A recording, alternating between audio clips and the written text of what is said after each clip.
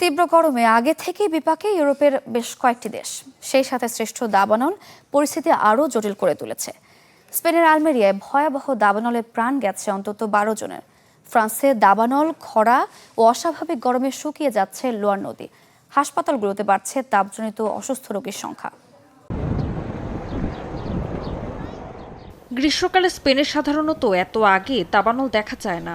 এবছর মৌসুমের শুরু থেকেই তীব্র তাপপ্রবাহে পড়ছে বিস্তীর্ণ বনাঞ্চল। এবছর এখন পর্যন্ত স্পেনে প্রায় 57,000 হেক্টর বনভূমি পুড়ে ছাই হয়েছে। দেশটির আলমেরিয়া প্রদেশে ভয়াবহ দাবানল থেকে বাঁচতে পালানোর চেষ্টা করতে গিয়ে অন্তত 11 জন নিহত হয়েছেন। নিখোঁজ 19 জন। নিহতদের অধিকাংশই বিদেশি নাগরিক বলে ধারণা করা হচ্ছে। এটি আমাদের অঞ্চলের ইতিহাসে সবচেয়ে ভয়াবহ দাবানল। আমরা এক নজিরবিহীন ট্র্যাজেডির মুখোমুখি।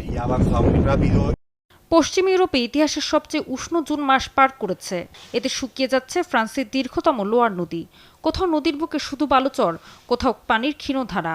শুক্রবার দেশটির বিভিন্ন অঞ্চলে তাপমাত্রা 41 ডিগ্রি সেলসিয়াস পর্যন্ত ওঠার পূর্বাভাস দিয়েছে আবহাওয়া বিভাগ। আসল ফল থেকে তৈরি, সম্পূর্ণ প্রিজারভেটিভ মুক্ত ফ্রুটিকা, পিওর মানে ফ্রুটিকা। এ পর্যন্ত ফ্রান্সে দাবানলে পুড়েছে 35,000-এরও বেশি হেক্টর বনভূমি, যা এ সময়ের গড়ের 4 গুণ। অন্যদিকে তীব্র গরমের প্রভাব সবচেয়ে বেশি পড়ছে হাসপাতালগুলোতে। জরুরি বিভাগে তাপজনিত অসুস্থ রোগীর সংখ্যা উল্লেখযোগ্যভাবে বেড়েছে। অ্যাম্বুলেন্স সার্ভিসেও প্রায় 30% বেশি কল এসেছে। হাসপাতালে পর্যাপ্ত শীতাতপ নিয়ন্ত্রিত ব্যবস্থা না থাকায় জরুরি ভিত্তিতে শত শত পোর্টেবল এয়ার কন্ডিশনার স্থাপনের উদ্যোগ নিয়েছে ফ্রেঞ্চ সরকার। ইউরোপ জুড়ে চলমান তাপপ্রবাহে মৃত্যুর সংখ্যাও বাড়ছে।